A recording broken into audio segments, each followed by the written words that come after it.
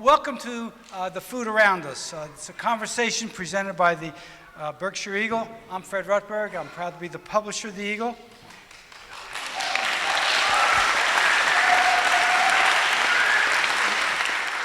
Save your applause for the people who deserve it. They're coming out in a second. This conversation, first of all, at the Eagle, we take our responsibility as being the town square in the Berkshires very seriously. And a conversation like this is a demonstration of our commitment to that responsibility. I'm sure you'll find the discussion interesting, enlightening, and entertaining to the extent that a topic as serious as this one can be. We're having this conversation tonight to launch the 2023 campaign for the Eagle's Local Journalism Fund. We've created this philanthropic endeavor in conjunction with the Berkshire Taconic Community Foundation, and all the money donated to the Local Journalism Fund goes directly to our newsroom and can only be used to support reporting in the areas of health, education, economic development, and/or arts and culture. The Eagle will be sending all of the net proceeds of this event to Berkshire Taconic to kick off this year's drive. And we additionally can report happily that we received a big challenge grant during the winter from the Harold Grinspoon Foundation, and so the first set of donations you give will all be augmented by 25% as a result of Harold Grinspoon. Now, there are brochures. You saw the brochures when you came in. They're all around. You can see them when you leave that describe the fund in detail. I'm not going to go into that.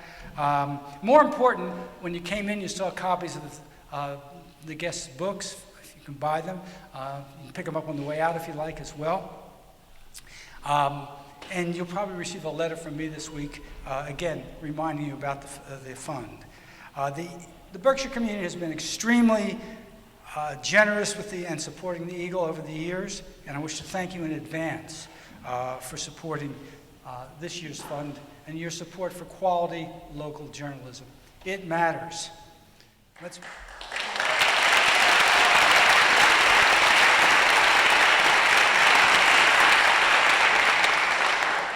Indeed, let's be grateful that we're not in Kansas anymore.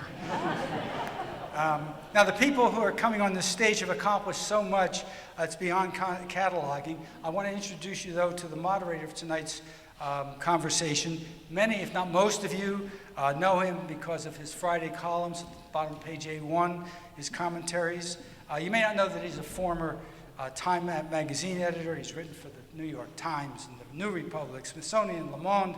He also wrote a book called How Obama Lost America. He's the co-chair of the Berkshire Eagle Advisory Board, and he's my friend, Don Morrison. So if Don would come up and everybody else.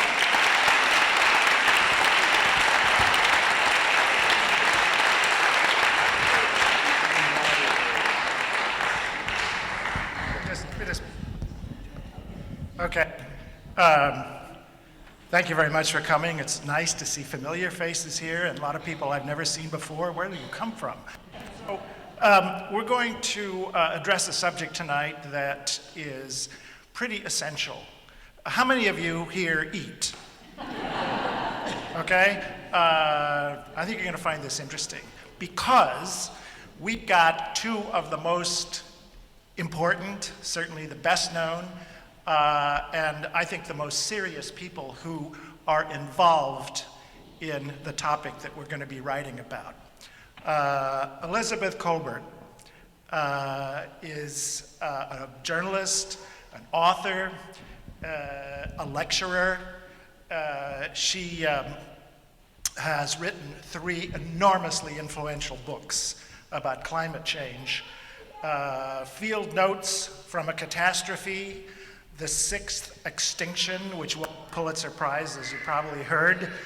And most recently, Under a White Sky, which we might be talking about a little bit later, because we're going to try to figure out what we should be doing in response to a fairly serious threat to what and how we eat. She's also a staff writer for the New Yorker magazine. She has won 2 National Magazine Awards, not quite a Pulitzer, but it's about as high as you can go in the magazine business. Dan Barber, a literally world-famous chef. I used to live in France. They know Dan Barber there. He was the co-founder, by the way, he's won 6 James Beard Awards, 7, 8, do I hear 9? Possibly the highest accolade for a chef in the United States, including the James Beard Award for Best Chef in the US. In his capacity as the chef, the co-owner of Blue Hill in New York and Blue Hill Farms and Blue Hill Farms at help me here. Stone Barn, thank you. 2 Michelin stars, that. He has launched a new venture we'll be hearing more about that puts him on the cutting edge of the science of how we're going to deal with our food future. He also is the author of a very important and extremely lively book, The Third Plate, Notes on the Future of Food. First, the weather. Those of you who spent much of the summer in the Berkshires know it's been unusual here. We've had a lot of rain, we've had a lot of heat, we've had a lot of cold, and that's just here. Elsewhere, droughts, floods, tropical storms, temperatures higher than they've been ever. And all of these changes are having a direct and frightening effect on food, on agriculture, on the availability and the quality of the things that we eat. And so we're going to be talking about these. Why don't you guys come up so I can stop talking?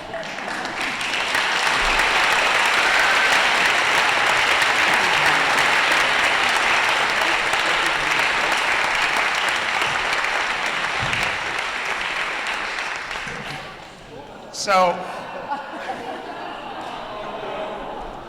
this is perfect. it is perfect. No, it's we'll perfect. We'll get to this in a second. Okay, we will. No, I love that this happened, and I want to say I planned for it. Guy knows how to make an entrance. Clearly, we're facing a crisis of some kind. What's going on, and what can we do about it?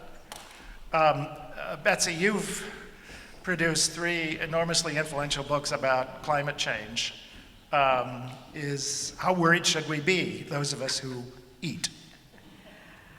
Well, actually, it's interesting because when I first started writing about climate change, which I'm embarrassed to say was quite a long time ago, it was over 2 decades ago, and it was not really a top-of-mind issue for a lot of people, even a lot of people who, weren't of a certain persuasion, a certain in unconvincible persuasion. It just wasn't an issue that a lot of people had thought about at that point in the early 2000s. And when people would ask me, why should we worry about this, something that seemed at the time rather distant, my answer was, well, do you like to eat? Because climate change, which is often, sort of presented as this inexorable rise in global temperatures, which is what it is, and that's the most, robust evidence we have of climate change. But it, as we are now seeing, very, very vividly presents itself in many different extremes, all of which have tremendous impacts on agriculture. And I think we're seeing that right now in terms of, I just read a headline, and people should correct me if I'm wrong, I think that we're looking at a very low wheat crop this year because of temperature, drought, and temperature extremes in the Midwest. And when you combine that with what's going on in Ukraine, you are looking at, staples, shortages of staples, and we've also seen in very recent history that can have tremendous political ramifications when bread prices go up. So you see these cascading crises that we're facing. I just want to set the stage. Set the stage. Okay, there's tomatoes on the stage, and I want to say that it's incredible that the 2 tomatoes that dropped are representative of 2 extremes. On the one hand, you have this wild tomato that I just got this weekend from a breeder who came to Blue Hill to visit us. This is the original tomato. And as we are now at the height of tomatoes, or about to be in the Berkshires, it's interesting to look back and see what we bred tomatoes from. This is a wild tomato, which is not that delicious. And the other falling on the floor, setting the stage moment was simultaneously and coincidentally a package arrived this very same weekend that this breeder, who I'm incredibly interested in, who brought me the wild tomato, another breeder from the West Coast sent by FedEx I was about to say first, but Kolbert corrected me backstage and said it's not the first, okay. The second GMO tomato released in the marketplace. I don't know what they're calling it. It is, as you can see on the stage, it's very dark purple. Franken-mato? Well, they called the first tomato that Betsy corrected me on, the Frankenfood, and it got rejected. But now, 30 years later, there's a new GMO tomato on the market, and it's just so fascinating. The GMO tomato and the wild tomato have come together because I've dropped them. Are they coming together actually, like genetically? Well, that's a story. That's a whole story. And the visit from the tomato breeder was about selecting a tomato for this environment, this ecosystem, with the Berkshires and beyond. And it's about taking wild genetics and doing the painstaking work of selecting for traits that you want, like deliciousness. The GMO tomato is a very different beast, which we can talk about as we move on here. Speaking of GMOs, Betsy, you wrote an entire book about the dangers, the uncertainty of intervening in nature to try to get us out of this environmental problem that we've caused. How safe, plausible, productive will it be to try to geoengineer our way to food that is more sustainable and more robust? Well, I think, I should just set the stage by saying, we are all right now eating genetically modified food. I mean, that's just a fact. The vast majority of our corn and soy grown in this country is genetically modified. And it has been for many years now. So, that cow is out of the barn.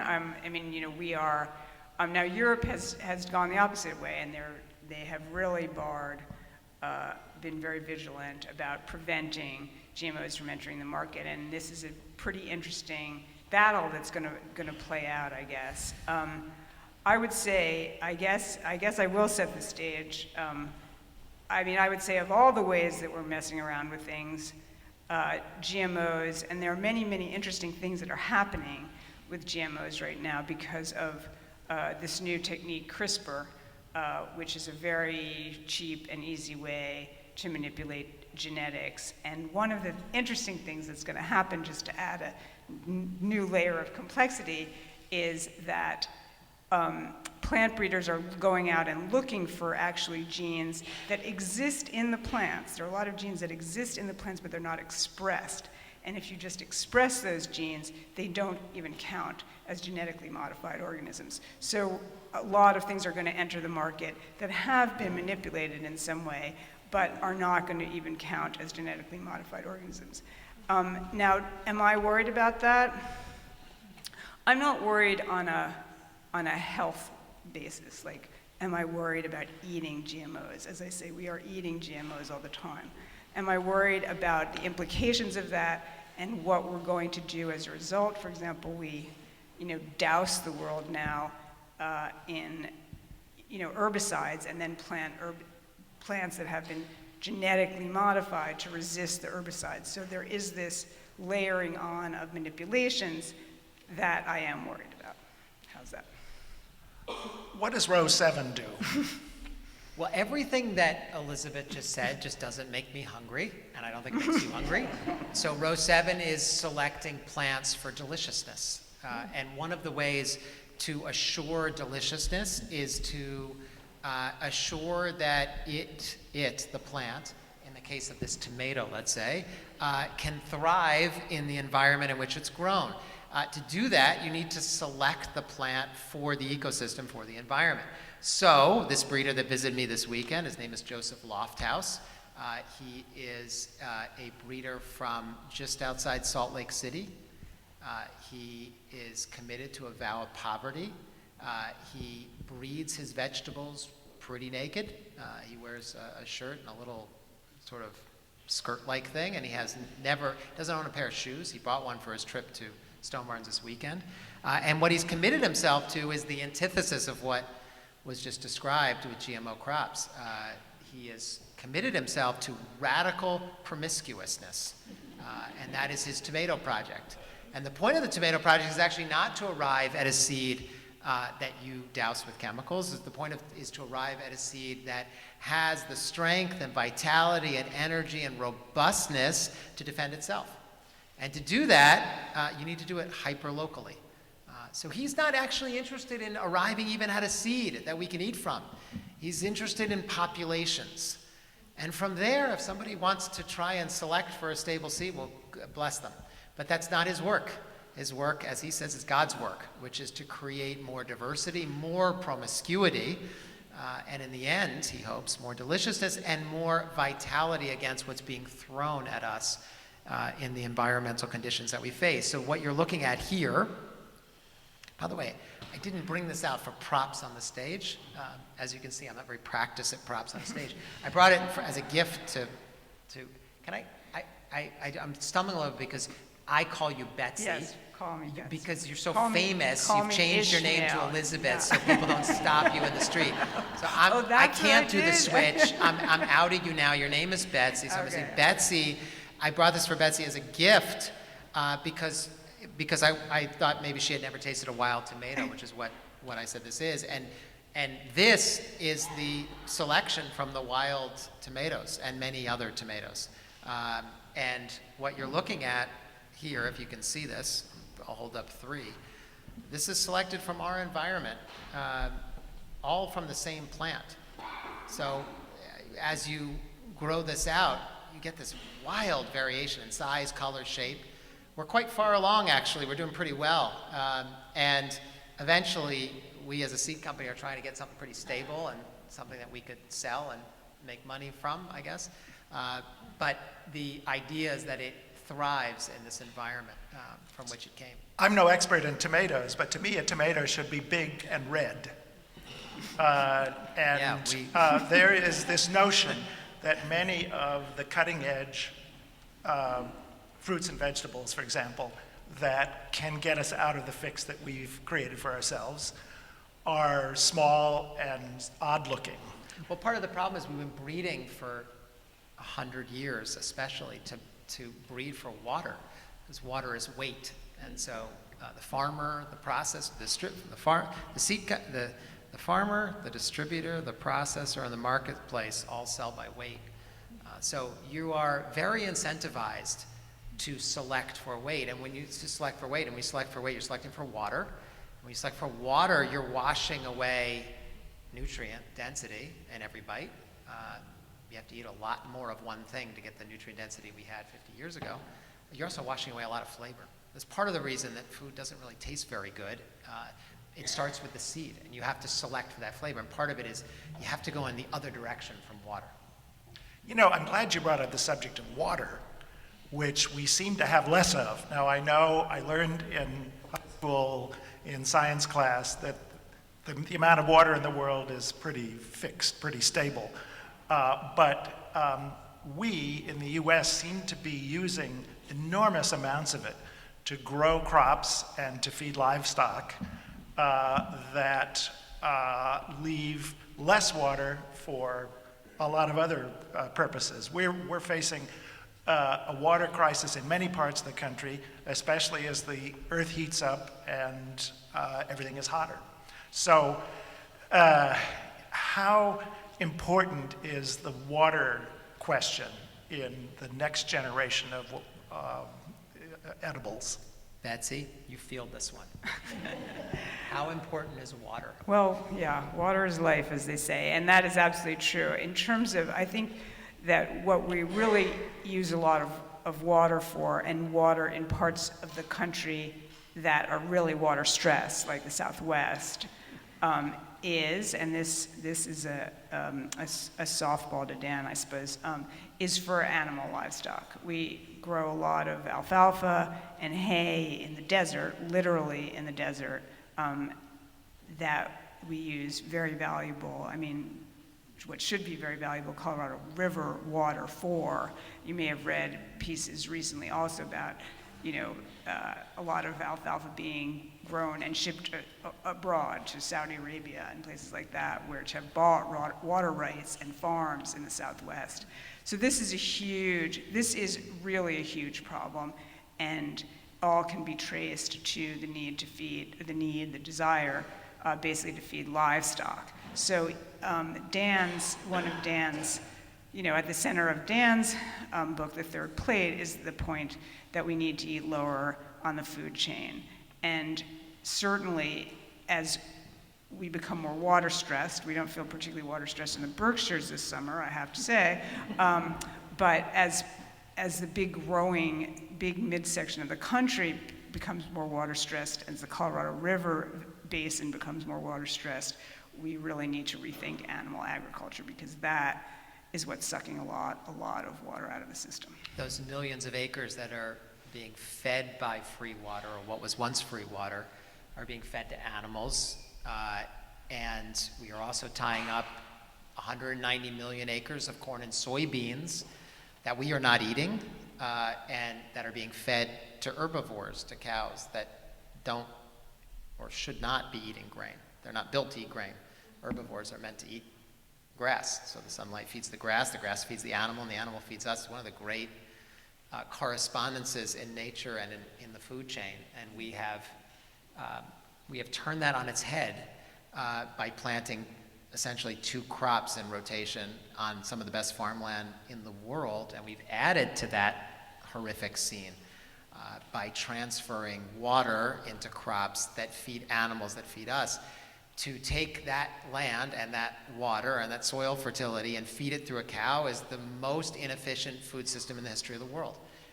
And it is, I think you're right, is the #1 area that we need to attack, and attack quickly. Also, those crops on that 190 million acres are largely GMO crops. So should it be socially unacceptable to eat meat? No, I defend the cow. Blue Hill Farm is 15 minutes from where we're sitting, and there's a group of This cows. is the original Blue Hill Farm. This is the original Blue Hill Farm, started by my grandmother 70 years ago. And it is feeding cows through that chain that I just mentioned: sunlight, grass, animals. In the case of our farm, we are a dairy, so a large bulk of what we're producing off of that is dairy. But that, I think, for every sip of milk you're taking from our farm and supporting Blue Hill Farm milk, you're net carbon positive in the calculation of those cows rotating in the way they do, sequestering carbon through their action of eating the grasses and disturbing the soil, and producing at the same time some very nutrient-dense milk, yogurt, cheese, and some very delicious dairy products. But you may have a different opinion about that. Through the corner of my eye, I've known Betsy for many years, and I feel like she may disagree, which I'm excited about, because I don't want us to agree on everything. Tell me what I said that's not right. Well, those cows are still, I think that this is a very interesting question, and it's a very pertinent question here in the Berkshires, which is dairy country, and where other forms of agriculture are not right now at least, not really viable. It's always been animal agriculture. And, you know, those cows, which I'm sure that they're having many beneficial impacts, but cows are still burping a lot of methane, and that is a problem. Betsy, you've eaten at my kitchen table. You've enjoyed the milk, and you are slandering the cows. I'm not slandering them. In the Church of God, as we speak. They would. I think they'd agree if you asked them. I mean, they have, you know, they have a certain, you know, God gave them a certain digestive system, and they're very good, as you say, at turning, you know, grass fed by photosynthesis into protein, and they're really, really good at that. But unfortunately, in the process, they give out methane, which is a very powerful greenhouse gas. So doing the calculation of, you know, their environmental impact is quite difficult. But I do think I do eat dance cows. I do eat dance cows, and I eat the cows from, you know, Cricket And you drink Creek. the milk when you And come I drink over to the eat milk, dinner. exactly. So, okay, exactly. but your point is, at the end of the day, the net result is not what I said. It's not. Well, I don't know. I'd have to do a really complicated. I couldn't do that calculation, but it would be a very complicated calculation. And you're How's not that? buying the idea of what people have done those calculations and said at the end of the day, if you're stocking your acres on grass that is this environment, Yeah. and you're not overstocking, and you are moving the cows constantly through the grass, you are, in the end of the day, improving the ecological functioning of the environment, not emitting carbons. But I'm not here to convince you. You also We can should talk later. We'll talk later. Yeah. maybe if you factor in the fact that they wouldn't be eating carbon-intensive crops like what do cows eat? Well, as Dan says, cows that are, you know, the cows that you're getting you know, when you buy a steak, that cow has been fed corn, and that, you know, is arguably, you know, a crazy use of corn. Now, I can offer a crazier use of corn, which I didn't bring up the first time around, but which is very relevant to what we're doing with our food supply. Is we're using a lot of our food supply, we're using a lot of our corn to make ethanol. So to make fuel to put in your car, and we have an ethanol mandate that demands that you put this ethanol in, that ethanol is blended into gasoline. And this has been proved, once again, when we look at the numbers, to have basically to be a wash. It's just the same at putting ethanol in your tank and putting gas in your tank. A wash ecologically. Right, it is not really ecologically wise, but it's sort of ecologically neutral, let's put it that way, in the best of circumstances, but it's taking something like half of our corn crop and putting it in our gas tanks. And that has a tremendous impact on our food supply and on the global food supply. But unfortunately, and now we are in our, you know, quadrennial election cycle, it's become sacrosanct because of farmers in Iowa who depend on the revenue. Yeah, you're not going to win a primary in Iowa, that's for sure. Betsy, in your defense, I must say that you wrote a delightful article in the New Yorker 7-8 years ago when you put your family on the paleo diet. How did that work out? Well, I have 3 boys, and they were quite happy to eat meat all the time. But it was really it was revelatory. It was a joke, as you suggest. We spent a week on the paleo diet, and it was really, I thought, quite unhealthy. But it's been embraced. It's really quite a fad. Maybe it's faded. I don't know. But it was quite a fad at that time. It was quite a fad. Is it ecologically responsible? Well, the idea behind the paleo diet is we should, as you know, our guts or our digestive systems are you know, only suited for things that people would have eaten 40,000 years ago, and they wouldn't have eaten carbohydrates. Now, leaving aside the question of whether that's, you know, true or not, I mean, we've certainly been farming for a long time, 10,000 years roughly. It's simply not ecologically viable right now for everyone to eat so high up on the food chain. So paleo is a lot of meat. It's a lot of meat and a lot of vegetables, but a lot of meat. You're getting a lot of your calories from meat, and that is not sustainable if everyone, you know, were to do that. Should we all be eating what is ungenerously called fake meat? give that a whirl. Well, that is such a good question, and I don't have a great answer for it. I'm going to confess, I've never seen a really good, I do eat fake meat. I like fake meat. But I don't, it's absurdly expensive, which suggests to me that there's something that's driving the price up, and I don't know what that is, whether it's labor or energy or what. But I would need to see a really good breakdown, once again, of the energy going in to the fake meat to see if it's really a viable alternative. Remind us what it's made of. Well, yeah, I'll Remind let us. Dan take that. What is it made What? of, Dan? It's made of all the crap that goes into the cow. They diverted it to this. It makes no sense. It's also really not delicious. Why would you? I actually I'm pretty excited about the fake meat movement because I think it's going to drive people to real meat. I mean, there's no way that's. I'm not scared. When I was growing up, it was margarine is going to change the world. I mean, not just change the world. It was an understanding that butter was history, and margarine. If you weren't eating margarine, it's actually my Aunt Toby is here, and she's a wonderful cook and influenced me greatly. And I was at her house, very smug young teenager, looking at her add butter to a sauce that she was making for dinner for me and my family. And my father was margarine is the future. And I remember aghast as she put that. I said, "You're using butter, not margarine, and you're so old school." And she really got pissed off. But the idea that this is the analog to margarine. Joan Gussow is a great environmental writer and a friend said. Back then said, I'm going to stick with butter because I trust cows more than I trust scientists. And it's the same thing with fake meat. I trust real cows. I don't buy the idea that cows that have been around for tens of thousands of years, millions of years, herbivores have been around for millions of years, are destructive to the environment. It's not the cow, it's the how. How are we using the cow? And I don't buy into the idea that you should be eating meat or raising livestock for dairy or for beef in all geographies, in all environments. No, but we're talking now, celebrating the Berkshire Eagle, about this local ecology and this environment. This environment and our landscape and the beauty of the Berkshires was built by the cow. It was built by dairy for a very good reason. Because the correspondence between raising an herbivore on rainfall and grass is beautiful, and it is especially delicious, and I believe the science will prove that it's a net benefit to the environment.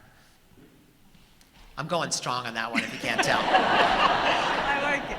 Darren. Okay, Mr. Cow Guy. What about the rainforest being devastated in South and Central America to produce beef, not so much for the U.S., but for the rest of the world, whose tastes we Americans have had a large role in changing in recent decades? Yeah, we're exporting that whole idea to the rest of the world. Yeah, and it has never produced anything delicious to eat. It's produced a cheaper cut of steak. I agree with that, but that doesn't mean it's the future of food. You buy that? That cutting down the rainforest to plant soy it may not be the future of food, but it's the present of food. I mean, it's a tremendous, a lot. I can't tell you what proportion of the Amazon has now been cut down to plant soy and corn. Yeah, to feed livestock primarily, I think, in the Asian market. An Asian market that didn't really eat a lot of beef as recently as 10, 20 years ago, and now it didn't drink a lot of milk until lactose intolerant until exactly. Right, there are whole sections of. That's why the locality of this is the future, and that's why I think we in this room can defend drinking milk and eating meat if we do it locally and we do it on grass.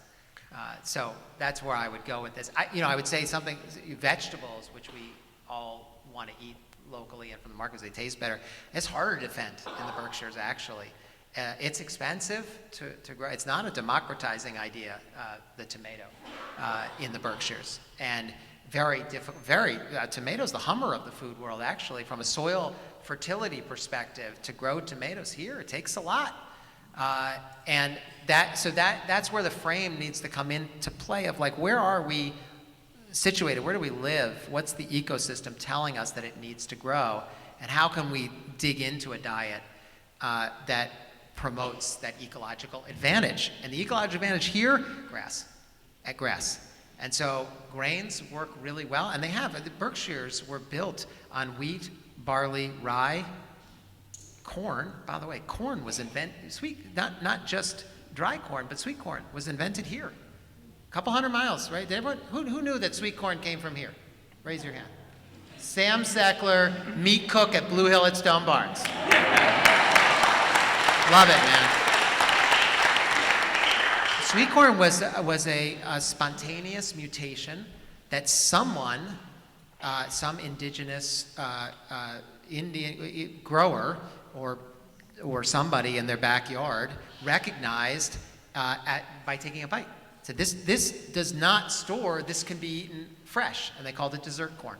And that is the history of sweet corn. That happened 400 years ago. And that's our local crop right here. So I would look to those crops. By the way, the bastardization of sweet corn that's happened not just in 400 years, just in the last 50 years, the thing has become a sugar pellet. We have no more flavor in corn. We have super sweets, and it doesn't, just sugar, just blankets your mouth. That's not the right way to go. In the same way that a cow that's stuffed with corn and soybeans is not the right flavor for beef. And part of what we have to talk about is an eating culture that fixes what has gone wrong over the last 50 years. One of the things I like about your advocacy of local vegetables is that so many of the vegetables, and especially fruits, that we find in our supermarkets have been grown hundreds of miles away and shipped expensively and at great expense in terms of carbon footprint. However, I like my tropical fruits in the winter, as I guess a lot of people do. Is it going to be possible for locally grown fruits and vegetables to displace this cumbersome, environmentally ruinous cold chain? Yeah, not when we're subsidizing 190 million acres of corn and soybeans. No way. And that's where this gets political really quickly. But Betsy, how do you feel about that? Well, I think, we don't, as Dan has said, we don't have the right, we're not growing papayas or bananas in the Berkshires anytime soon. Stick around and maybe we will. But we not only do we not have the climate at this point, we don't have the soil for it. It's not, it's just not the right place to grow a lot of things. And as Dan said, and I think these calculations become incredibly complicated. It's very hard. If we wanted to grow our tomato crop in the Berkshires, it would be very difficult. Okay, great. Okay, so here's where this is where I would say, this is where I'm looking at this. Okay.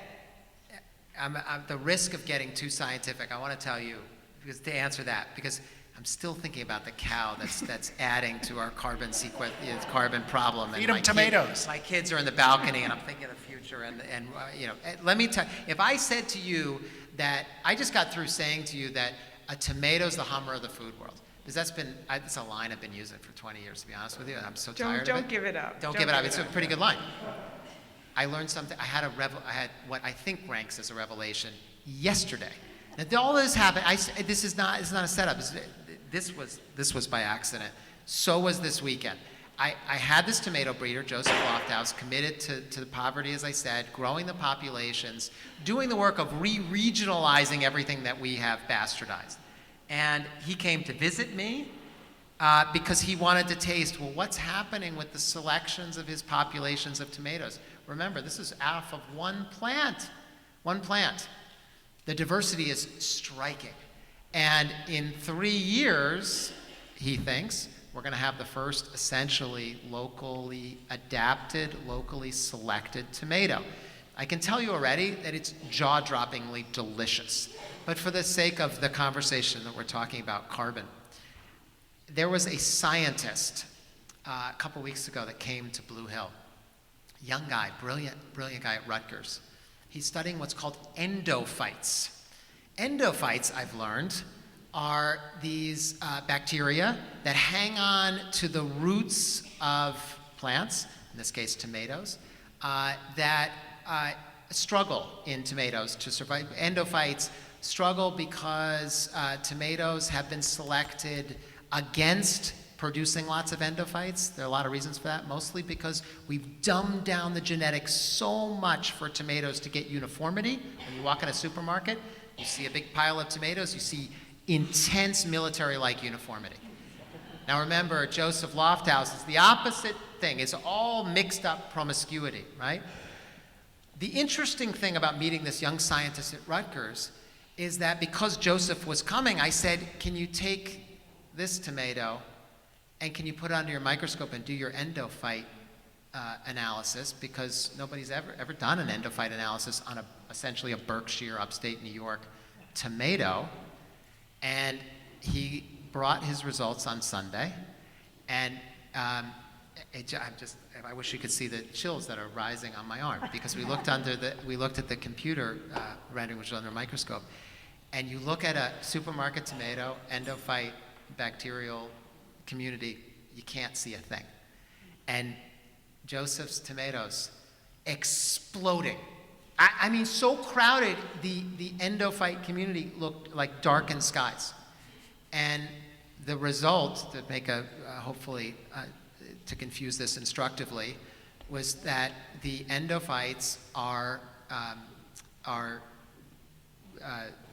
sequestering carbon from the soil microbial community and creating what is essentially a carbon cleaning tomato plant. It's absolutely unbelievable. And the researcher came, I mean, he was tearing and Joseph bawling. And what Joseph said was, this is my life's work. I knew that my tomatoes not only could taste delicious, not only could fight off local diseases if you select for them, they can not only be robust and yield very well, but I knew that they were beneficial to the environment. But I just could never prove it, and here it was. And it was the first tomato from this research, young researcher, but he was saying, this is the first tomato I've ever seen that has this activity of endophytes for carbon sequestration in their DNA. And that's coming to the Berkshires, hopefully in a couple of years. There's a happy way to wrap up this.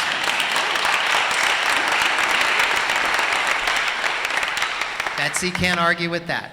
She's not going to go against that. I grow your seeds, Dan. I'm a big fan. I know you are. of Dan's I'm making seeds. us into Yeah. this I'm trying to create tension. It's So let me take you away from the land to the sea. Should we be eating more fish? That's a tough one. If you Can I just interrupt you and say you have Please. a brilliant description of what's happening to the oceans through climate change. Could you just give the 101 to us on that? What's happening to the oceans? from climate change? What is the problem as the temperature rise with the ocean, and why are fish populations so much in trouble? Well, what we're seeing this summer very, very dramatically is we're seeing sea surface temperatures are, obscenely high. You've probably read, off Florida in the 90s. And that has all sorts of impacts. First of all, warm water just holds less oxygen than cold water, so we're sort of deoxygenating the oceans. And warm water also creates a kind of lens, stratifies the ocean, it creates a kind of lens, so a lot of aquatic life is dependent on what's called upwelling, so you get nutrients that are coming up from the bottom, and where you have these huge fish populations, there's often where there's upwelling, but if you have a lens, a stratified ocean, a lens of hot water on the top, they're not getting the nutrients. I mean, the list kind of goes on and on. We're killing off coral reefs by warming up the oceans. Coral reefs are crucial to many fish species. So climate change is having a devastating effect on marine life. It's also just changing where everything lives. I mean, if you talk to fishermen, they'll tell you that, the catch limits and things like that, what you can catch and how much, are completely out of date by the time they're written now, because the fish are moving around, moving poleward basically to, keep within the temperature regime that they're used to.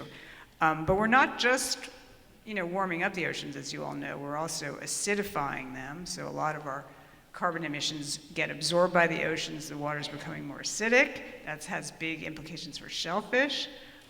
We're creating aquatic dead zones by dumping fertilizer. This brings us back to corn. We dump a lot of nitrogen onto our corn crop in the Midwest, nitrogen fertilizer that washes down the Mississippi River and creates this huge, every summer, huge dead zone in the Gulf of Mexico. I could go through the mechanics of that, but trust me, it's a direct result of how much fertilizer we're dumping on our corn crops. So we are really, really seriously messing with the oceans. And we haven't even talked about, plastic fishing crap and all that. Gosh, and now for the good news? Yeah, well, I mean, wild fish stocks are in terrible trouble. Most wild fish stocks are really in terrible trouble. And now recently, fairly recently in the last several years, farmed fish have sort of overtaken wild fish as, we collectively, globally eat more farmed fish than wild fish. Now, is that good? Is fish farming good for the environment? That is a question that I can't answer. It's a very, once again, a difficult question, but I know, there are certainly better farmed fish and worse farmed fish. So, that's a whole big issue. And now I'll punch it over to Dan, Do you have a... who has done a lot of work in this area. Are you pro or Am I contra pro farm fish? fish? Yeah. I'm recently pro seaweed. Seaweed? Yeah. I just got back from yeah. There's some seaweed fans here. Yeah. Who knew we had a room full of seaweed fans? I was with my family in Maine, and we visited a woman who started a brilliant company, Atlantic Sea Farms, if you've heard of it. It is recognizing that lobster fishermen are real trouble in Maine. These are generational fishermen who are not catching half of what they caught 10 years ago as the water warms. And she is offering to replace the lobster stocks by having these same lobster fishermen grow seaweed. And as you know, seaweed is a carbon sequestering machine. And I feel like our job, me and Sam, as we move on here, is to both ignite and evangelize about grass-fed beef and milk and localized tomatoes that have endophytes that capture carbon, but also introduce the deliciousness and nutrient density of seaweed into our diets. Because on this, where we are, or close to where we are here, the Northeast has some of the best biological diversity off the shelf of the Northeast, and seaweed can not only thrive here, thrive environmentally, but thrive deliciously. And I feel that there's a whole untapped potential for it as the necessity for looking at other sources of fish protein come into play. So I think that's one place to look anyway. Before we start taking your questions, I just want to ask each of you, what is our table going to look like in, say, 10, 15 years from now? Is it going to be dramatically different or just a little bit different around the edge of the plate? What do you got for us, Betsy? That's a hard one for me to answer. I think that, one of the sort of points of the last book I wrote, Under White Sky, is that we will go to very, very, very great lengths to try to keep things as they are, even if that has, very destructive consequences. So, will we continue to suck the Colorado River dry, to try to keep things the way they are until there's until there's literally no water coming out of the tap, or the Ogallala Aquifer, will we just suck that dry? These are questions that I can't answer. Certainly, 10 or 15 years, could we eke out another 10 or 15 years of eating the way we do? That's hard to say. It depends, depends on what Mother Nature has in store over the next 10 to 15 years. But I don't see, and I'd be very interested to know what Dan has to say. I don't see big changes in our food system. I mean, I don't see those happening, unfortunately. I don't see them happening very fast. But maybe, Dan, maybe you could shed a ray of hope here. I'm going to be slightly more optimistic. Okay, good. 'Cause that's the role I'm going to play. I mean, I think, first of all, like, we bemoaned the American agriculture food system for this last 45 minutes. I will say something positive about it, which is the American food culture allows itself to change diets with dizzying speed. I mean, where in the world did sushi come from? Greek yogurt, eat grass-fed beef and milk. You can name 100 food popularized foods that were non-existent when I was a child, and that have taken over landscape. I mean, craft beer. Craft beer is no joke. That's millions of acres of barley that have been planted in that 190 million acres of corn and soybeans as rotation crops. Not bad. Not bad. Happened overnight. So one of the great blessings of the American food culture is we have no culture. And we gravitate. Well, change in Japan, or change in France, or change in Italy. Very hard to do because of the traditions, rightfully so. In America, that's not true. So I believe that the pivot to deliciousness is upon us. I think a plate of food is going to look very different wherever you go. I think restaurants are a bellwether for what the future of our food system is going to look like, and it's going to be the antithesis to McDonald's and Burger King. It is going to be hyper-localized, because the restaurants of today that are noteworthy, you mentioned 2 Michelin stars for Blue Hill, those 2 Michelin star restaurants that are dotted around the country and around the world have flipped on their heads. In just the last 20 years, I opened Blue Hill 24 years ago. I had to have steak and lobster and foie gras on the menu to be considered serious. Today, if I have those on my menu, I am so old school. I mean, Sam wouldn't be working with me. What we represent, these restaurants, is for diners to come and experience something about the environment for which that restaurant is in that is special and unique. That's what they've traveled for. They want something that they can't get elsewhere, that is extremely different from what happened not that long ago. And I believe that ideal, will trickle down. I don't mean that in the Republican sense. I mean it in the sense of it will bleed into the everyday culture, as sushi and Greek yogurt and everything else has done over these years. And I believe that we will be looking in general at a plate of food that is less protein-centric. I think we'll be looking at grains and vegetables that have been bred for localized environments. The Tesla, not the Hummer, but the Tesla of the future could be the tomato. And I think it's going to be delicious. Betsy, you get the last word. Do you buy any of this? I love Dan, and I love Dan's food, so I hope he's right. How's that? We've got some really interesting questions here. I hardly know where to begin. So let's start with a tough one, and not a kind of depressing one. Many food systems, think of agribusiness in the US, were developed to feed large numbers of people. And we've got large numbers of people, increasing numbers. How do we feed all these people and still keep the climate, the earth, and our populations from collapsing? That's the trillion-dollar question. I mean, that's the question of the 21st century, or one of the big ones. We have a lot of mouths to feed. We do have a food system that feeds a lot of people, and it doesn't necessarily, as Dan says, it doesn't necessarily feed them well, and it doesn't feed them efficiently. I mean, we've talked about water use and all that, but it does feed a lot of people.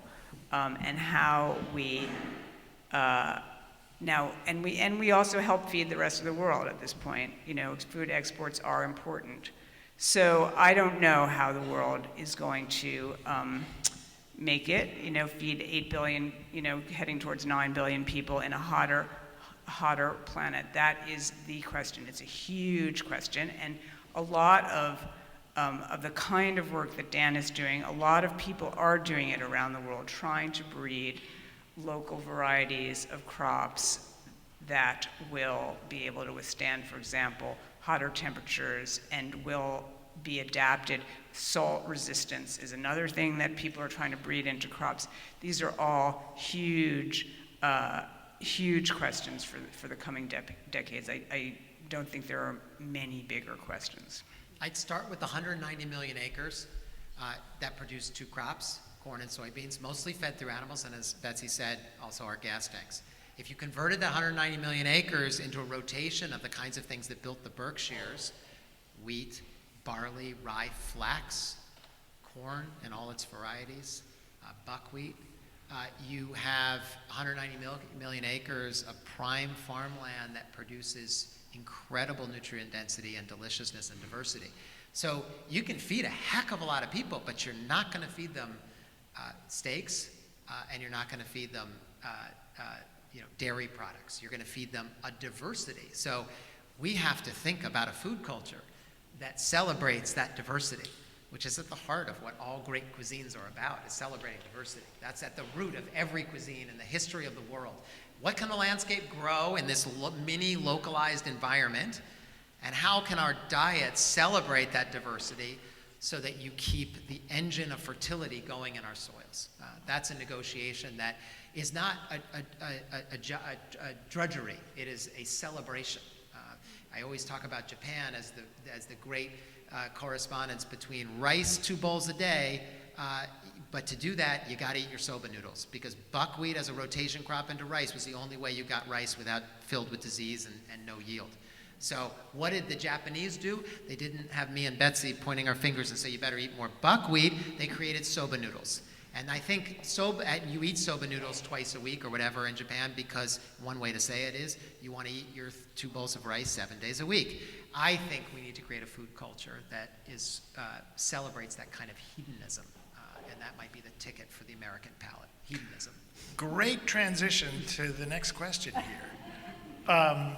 We've talked mostly about the supply side, if you will, but what about the other side? How do you persuade people who, first of all, don't understand the complicated technical implications of what their diet and their tastes are doing to the future of humankind? How do you get them, how do you entice them to change their taste? So at the restaurant this week, Sam is our meat cook, and Sam spends as much time cooking vegetables as he does meat. Here's an example. Row 7 developed a squash called center cut. Center cut, after the steak center cut, thank you very much, give that center cut a plug.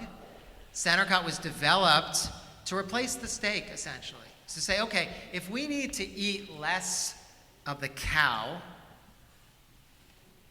we need to breed for that.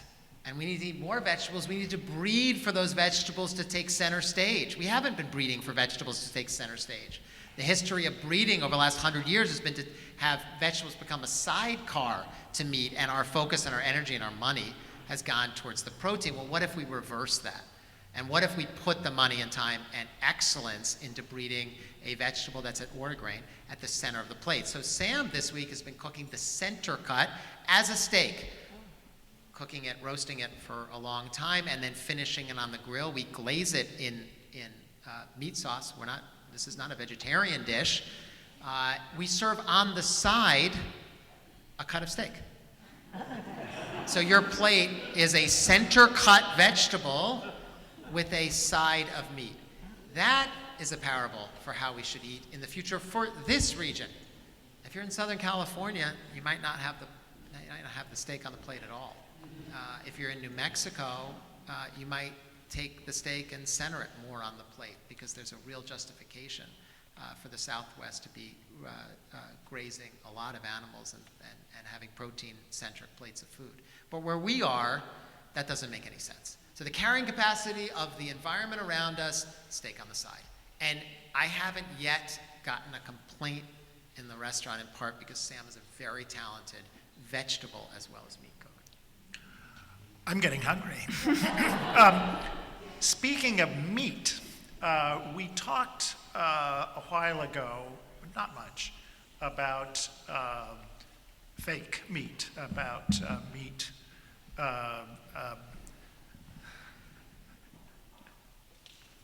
imposters made from basically plant matter. What about lab-grown meat? Does that hold promise? Yeah, I have to punt on that too. I mean, the fake meat that we have right now does have a lab, grown component, I believe, and once again, don't quote me on this, as they say, but that sort of bloody, that fake bloodiness, which is heme, which is basically been genetically engineered, right?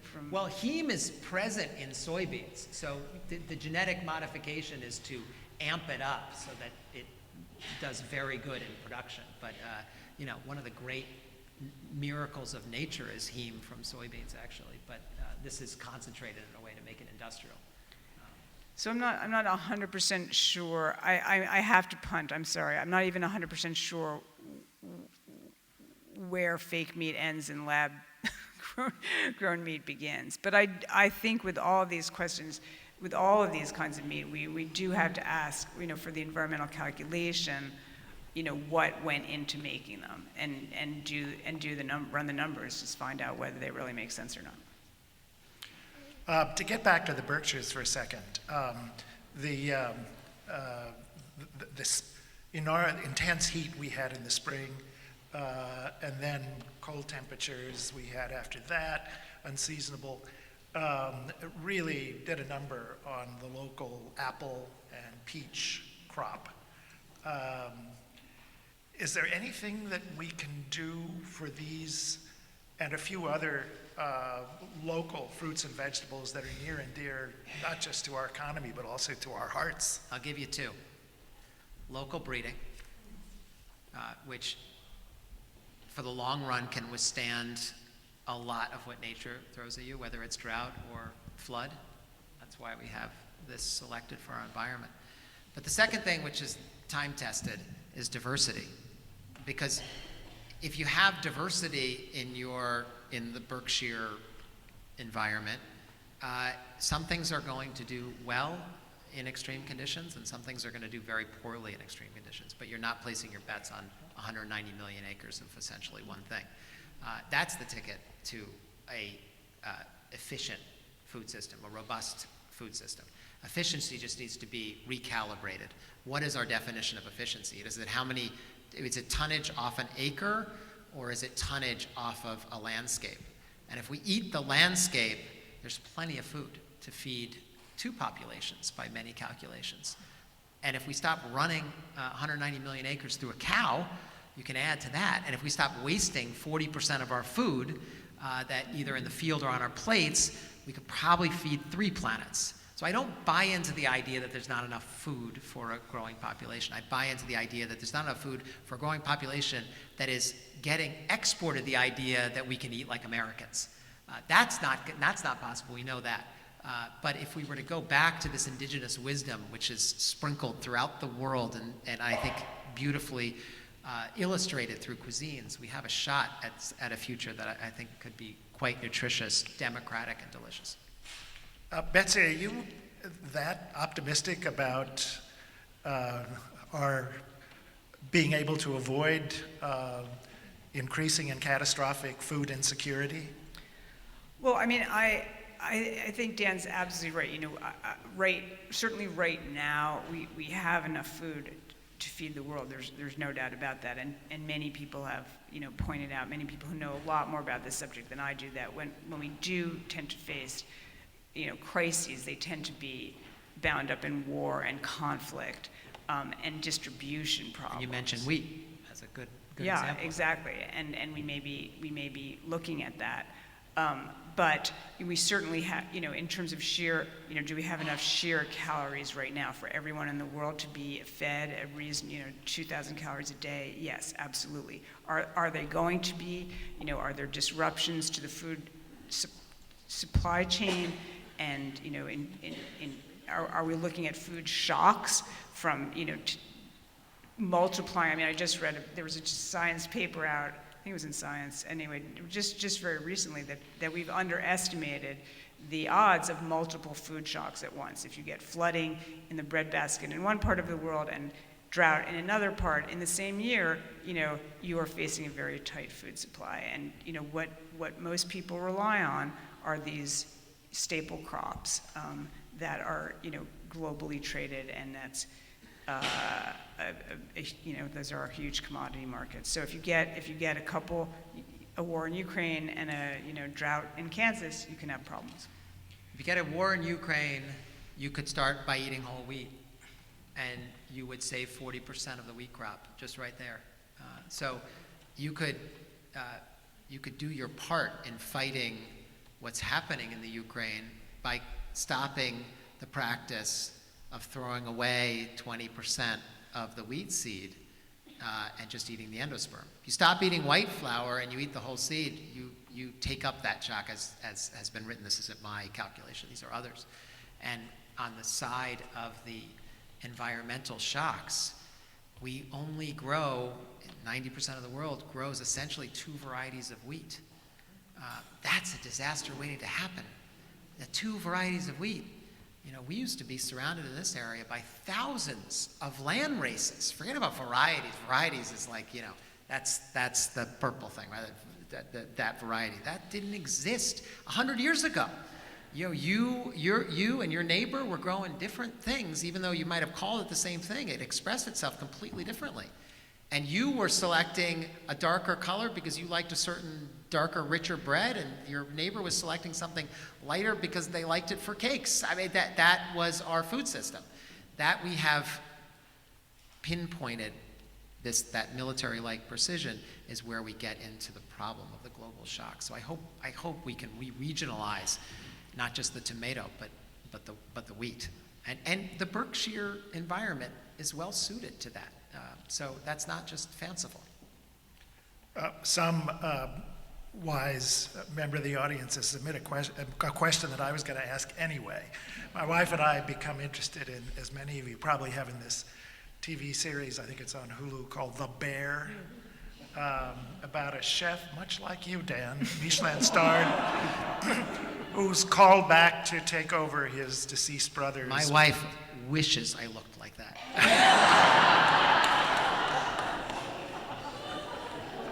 Right, babe?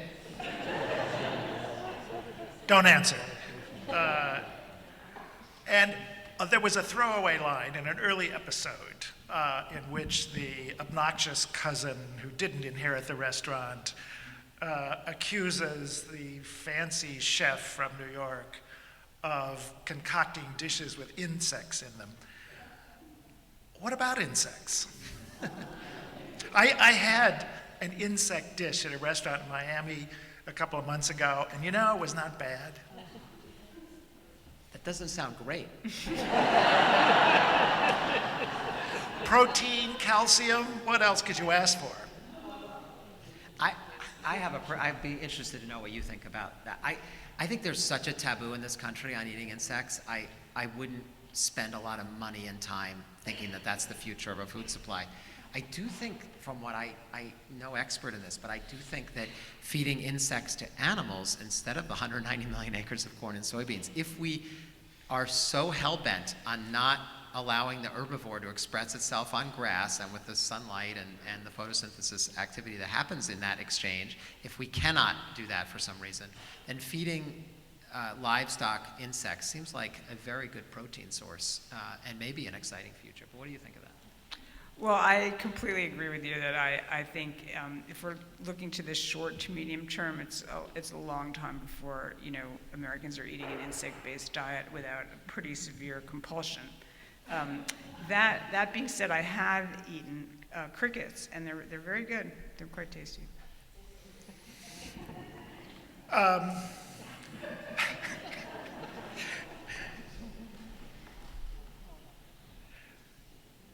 Does the entire organization of agriculture in the US and beyond replicate the inequalities, the inefficiencies of pretty much every other sector of the global economy? And if that's the case, how can we ever hope to make a dent?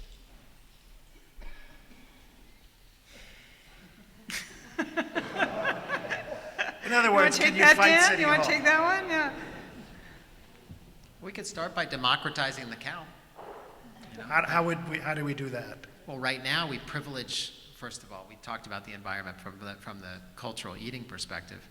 We celebrate the steaks, and we value the steaks, and we don't put a price on making the cow truly eating not just the nose to tail of the environment, but the nose to tail of the animal, which would democratize it by bringing down the costs of the parts of the animal that are supposedly coveted. And I think that's a cultural issue, not just an American. I mean, it's become an American cultural issue that is unfortunate because, as Sam knows, the steaks of a cow are not the best part of the meat. They're not the most nutritious, and they're not the most delicious.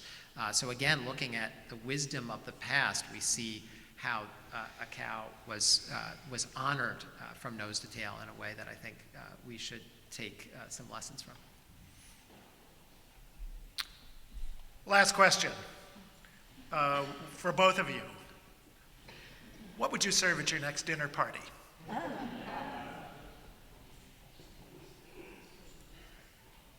Kolbert, I'm going to invite Betsy to the farm and watch her eat some meat from our farm and I can't have some wait. yogurt. And we're going to talk about carbon sequestration. That's my next adventure meal. And I am growing a lot of Dan seeds this year, including center cut squash. So that would definitely be on the menu for my next dinner. Do you have a favorite recipe for that? I think you can use it in just about anything. What do you say, Dan? I'm good with that. Yeah. Anything, any recipe you have. No. I'd like to thank, first of all, our audience for your kind attention, and also for those wonderful questions. Dan, of course, for the spectacular entry.